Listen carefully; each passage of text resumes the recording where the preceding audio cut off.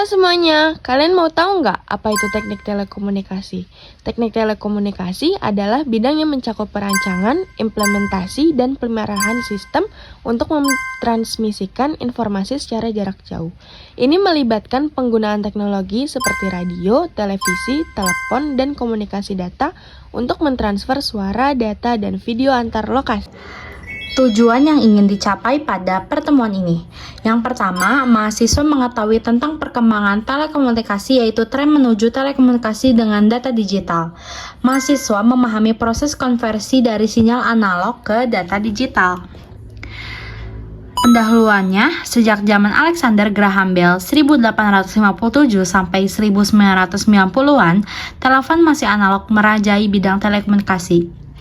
Jaringan telekomunikasi dibangun berdasarkan prinsip analog tersebut, contohnya itu sentral, switching, signaling, dan sebagainya.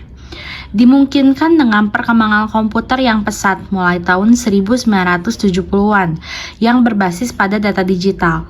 Teleponi juga mulai bergeser ke arah digital. Tahun 1990-an, era baru teleponi dimulai dengan telepon digital yang disebut dengan sistem yang disebut ISDN.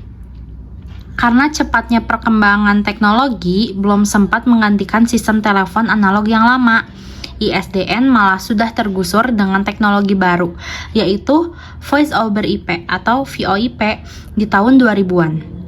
VoIP di tahun 2000-an tersebut berubah wajah dengan munculnya aplikasi ultimate terbaru tahun 2010-an, yaitu WhatsApp, Line, dan Telegram. ISDN VoIP WhatsApp, Line, dan lain-lain adalah bentuk teleponi baru yang berbasiskan data digital. Oleh karena itu, penting untuk memahami bagaimana pengubahan sinyal analog ke data digital dilakukan. Pengantar bilangan biner. Bilangan biner dinyatakan dengan dua simbol, 0 dan 1. Contoh bilangan biner 0, 10, 0, 10, 100, 111, dan seterusnya.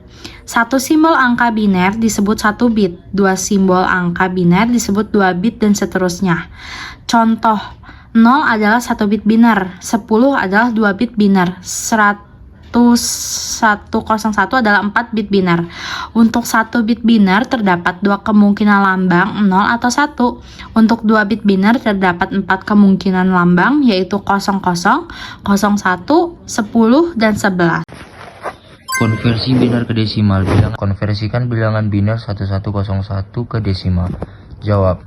Di sini n sama dengan 3 buka kurung sama dengan panjang bit kurang 1 sama dengan 4 kurang 1 sama dengan 3 tutup kurung. Dan x0 sama dengan 1, x1 sama dengan 0, x2 sama dengan 1, dan x3 sama dengan 1, sehingga D sama dengan 1 kali 2 pangkat 3 tambah 1 kali 2 pangkat 2 tambah 0 kali 2 pangkat 1 tambah 1 kali 2 pangkat 0 sama dengan 8 tambah 4 tambah 0 tambah 1 sama dengan 13. Dengan demikian nilai desimal dari biner 1101 adalah 13. Asosiasi simbol dengan bilangan biner seperti yang telah dibahas sebelum. N-bit bilangan biner dapat digunakan untuk mengasosiasikan 2n simbol.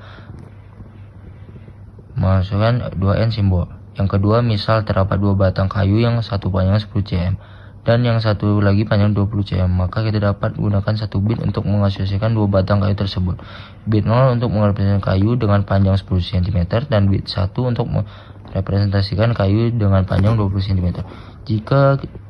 Jika kita punya 2 bit biner, maka kita bisa mengasosiasikan lebih banyak lagi, yaitu sampai 4 asosiasi. Misal kayu dengan panjang 5 cm, 10 cm, 15 cm, dan 20 cm. Masing-masing dapat diasosiasikan dengan bit 00, 01, 10, dan 11. Rentang dinamis sinyal. Sebelum pembahasan tentang ADC, perlu didefinisikan rentang dinamis sinyal. Rentang dinamis atau bisa kita sebut RD sinyal adalah selisih antara amplitudo tertinggi dan amplitudo terendah sinyal. Contoh, jika sinyal memiliki amplitudo tertinggi 3 volt dan terendah 1 volt, maka rentang dinamis sinyal RD sama dengan 3 kurang 1 sama dengan 2 volt. Dapat kita lihat gambarnya sebagai berikut. Selanjutnya ada analog to digital converter atau yang disingkat ADC. ADC ini adalah proses untuk mengubah sinyal analog ke sinyal digital. Untuk mengubah sinyal analog ke digital diperlukan 3 tahapan, yaitu sampling, kuantisasi, dan encoding. Yang pertama ada sampling atau pencuplikan. Sampling dapat diimplementasikan dengan proses switching atau saklar dibuka dan ditutup. Contohnya seperti ini. Saklar pada posisi 1 berarti sinyal disampling selama waktu holding TH. Ketika saklar pada posisi 2 berarti sinyal tidak disampling. Sampling ideal diperoleh jika waktu holding dibuat sekecil mungkin menuju 0. Kecepatan mensampel dinyatakan dengan frekuensi sampling, Fs, yaitu banyaknya sampel yang dibuat dalam 1 detik. Contoh hasil sampling yang ideal adalah TH sampai 0. Contohnya seperti ini. Teorema sampling Nyquist. Nyquist menyatakan bahwa untuk dapat direkonstruksi dengan sempurna, maka frekuensi sampling minimum adalah 2 kali frekuensi tertinggi sinyal yang disampling, atau FSM sama dengan 2 kali Fmax. Selanjutnya ada kuantisasi dan encoder. Kuantisasi adalah proses mengambil representatif dari suatu rentang data. Kuantisasi diperlukan dalam proses pengasosiasian di blok terakhir edisi, yaitu encoder. Encoder berfungsi untuk mengasosiasikan atau mengkodekan setiap representasi keluaran kuantiser ke simbol biner.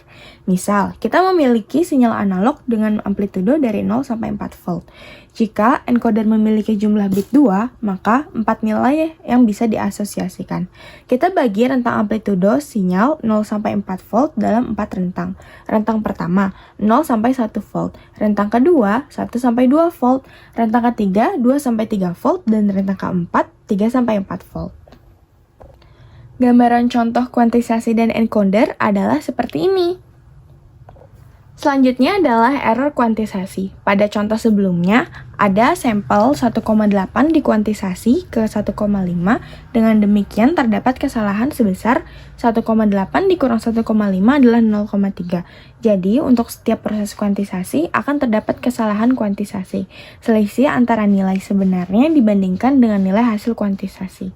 Kesalahan ini tidak dapat diperbaiki lagi. Dengan kata lain, jika hasil kuantisasi adalah 1,5, maka kita tidak pernah tahu bagaimana cara mengembalikan nilai 1,5 ini ke nilai semula atau nilai aslinya. Kesalahan kuantisasi secara umum diambil sebagai akar dari rata-rata kesalahan kuadrat. Cara mengurangi kesalahan kuantisasi adalah menggunakan jumlah bit encoder yang lebih banyak. Teman-teman, sekian teman-teman penjelasan tentang digitalisasi data dari kelompok kami. Wassalamualaikum warahmatullahi wabarakatuh.